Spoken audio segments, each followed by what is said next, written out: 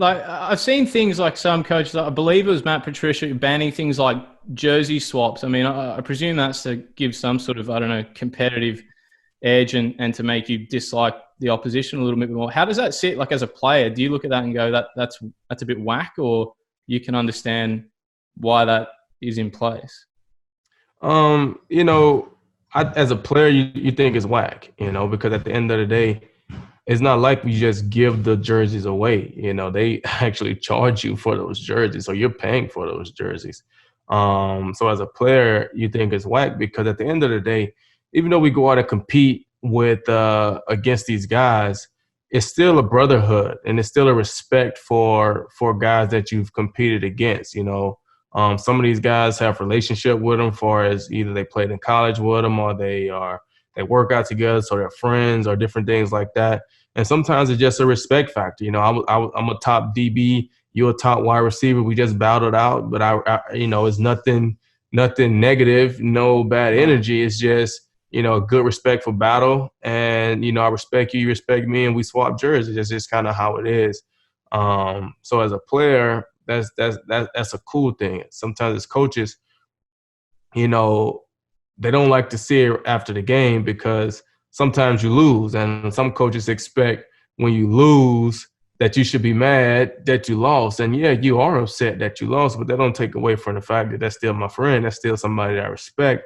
And, I don't want to let that get in the way of me respecting the game. We lost fair and square. This is what it is. We chalk it up and we move on. Some coaches don't like that. They don't like you to talk to the guys. They don't want you to exchange jerseys. No, don't do it after the games and this and that.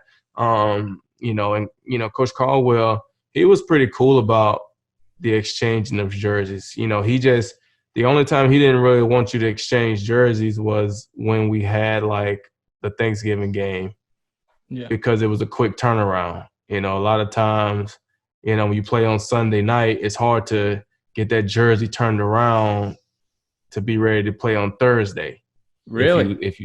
Yeah, because, depending on who you are, when you're trying to get ready for a Thursday night game, there's so many things going on. You don't want to be having to try to figure out on Tuesday, oh, we got to get such and such a jersey because they gave theirs away on Sunday. You know what I'm saying?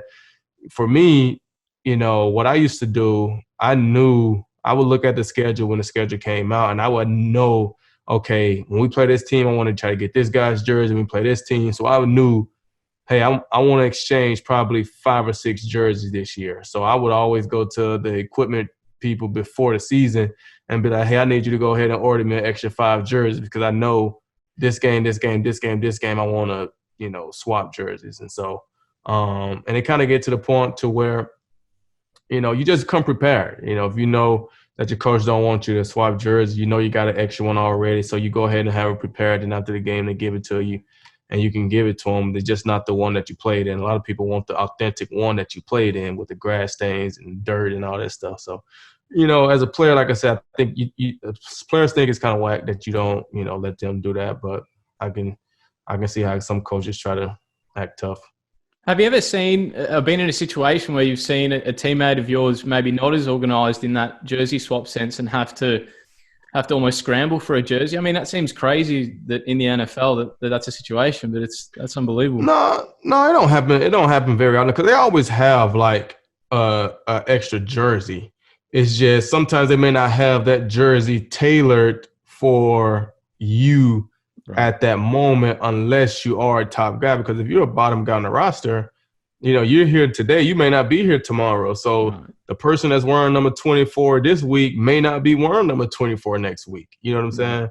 Yeah, So it's a little more difficult when you're at the bottom of, I don't want to say the bottom of the totem, but when you're one of the lower end guys. But those guys generally only swap with like teammates, because a lot of times it's kind of a respect factor, right? So for me, early in my career, I never asked to swap jerseys with anybody. I didn't really ask to swap jerseys with people until I think after I had led the league in picks and, I was a Pro Bowl safety. Then I felt like, okay, now people know who I am. I've proven that I could play. I've led the league in picks. I'm a Pro Bowler. I'm an All-Pro. I've met some of these guys at the Pro Bowl. I know some of these guys. I've talked with a lot of these guys. So now I feel more comfortable asking guys for their jerseys. But before then, I didn't feel, I had enough clout to ask for somebody's jersey. So it was just kind of like, nah, they're not going to give me their jersey. They don't even know who I am. You know what I'm saying? And so most of the time, it's really your, top guys asking other top guys. And so those guys probably have multiple, uniforms already. But every now and then you'll get, a bottom guy that has a college teammate, on the other team. Like you get a guy that, played for Oklahoma, right? And he may be a bottom guy on your team, but we're playing Arizona and him and Kyler Murray are friends. So for him, hey, I got to get my dog Kyler Murray jersey. Yeah. Yeah, right. So you go and get a Kyler Murray jersey and then you swap yours because that's your homie. Well, you might not have as many jerseys in stock as Kyler Murray got. You know what I'm saying? So that's kind of the issue that you run into.